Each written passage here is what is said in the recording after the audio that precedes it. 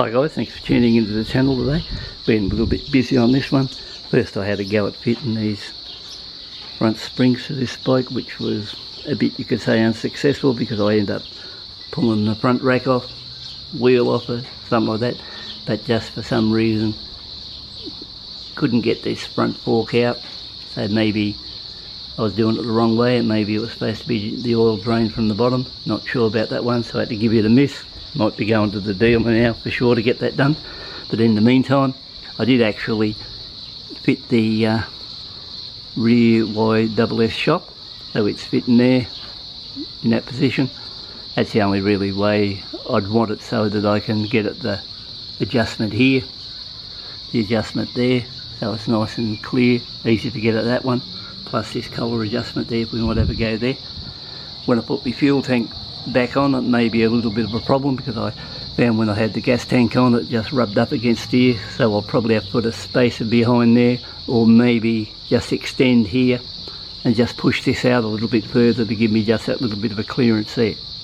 So apart from that, to get into it there was no problem getting to the bottom nut here to do the shock up. To get into this section here to put the part of the shock eye in place, I just had to undo a hex there, and the other one was around there, so that was pretty simple there. Now at first I had thoughts about putting these on this particular bike, and the exact length in the shock size of what I got on the Interceptor, so I ended up pulling the rear shock up the Interceptor.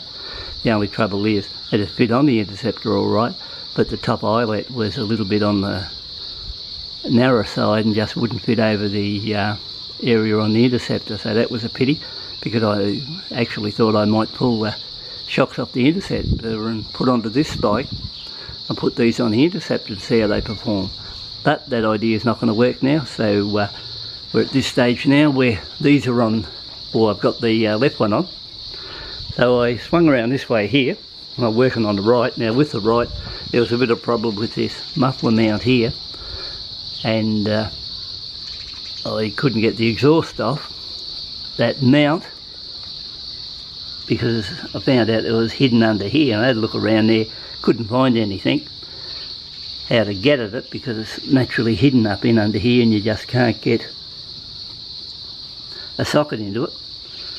I was just there looking around, couldn't see anything, and I thought I might have to pull all this plastic off, but give me old mate over there, Eddie in Thailand, a hit, and that's retired Okie in Thailand, which runs a good channel over there. He's got the same bike as me, and once again, if you want to look at his content, go ahead and have a look, because he rides through the Thailand jungle, and he's got the version like mine, except he's got the sports exhaust on it, and that's why I give him a buzz. How do you get this off? And he was good enough to explain to me that, and I've started now, there's one Phillips head screw there, believe it or not.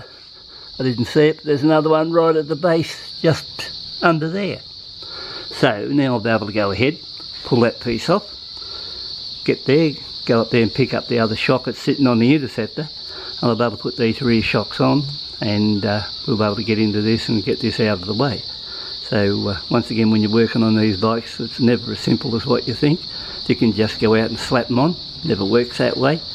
And I'll be able to get into this now, put them on, probably see if it's any better to ride with these shocks on. And I think these are just pre-set up from standard and factory set at 15 clicks in all directions on the two-way settings or three-way settings, whatever it is, and you can sort of tune them after that. So I'll see if there's any difference once that's done, and we'll see how it happens.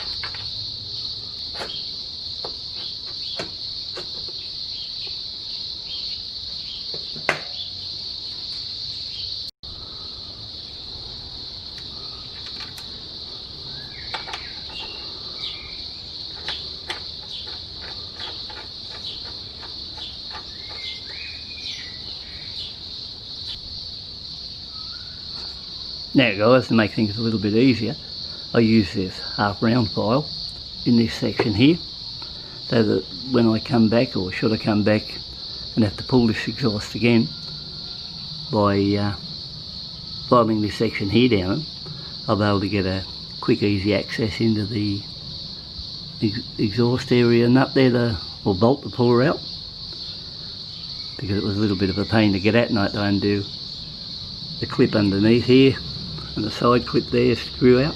So I think that'd be a lot easier. So that looks reasonably neat there, so you won't notice that once the exhaust is on there, and that'll be a lot easier to pull out. So I think that's not a bad little mod there, and it'll save me a bit of a hassle later on, because no doubt I'll pull this exhaust at a later date and won't be the first time it'll be off, so I reckon it'll save me a little bit of trouble. So guys, that worked out pretty good, fitting those rear shocks to this bike, the YSS suspension shocks.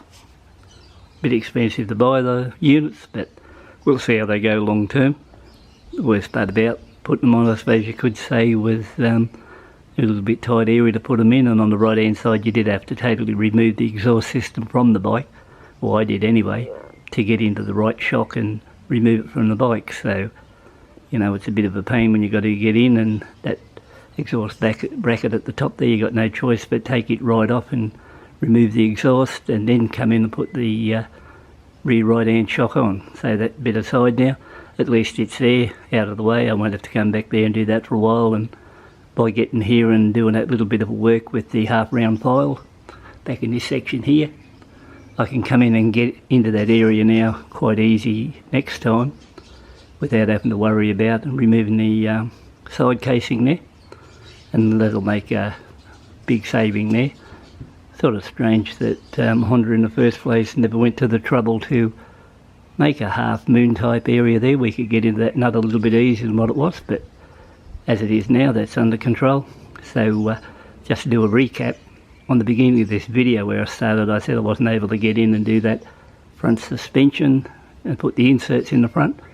Since this video was done a week or so ago, I've only just got to the stage now of uploading. Since then there's been an upgrade since then, and I've actually got back into the front of it and done that front suspension, and those front inserts are in the bike there now.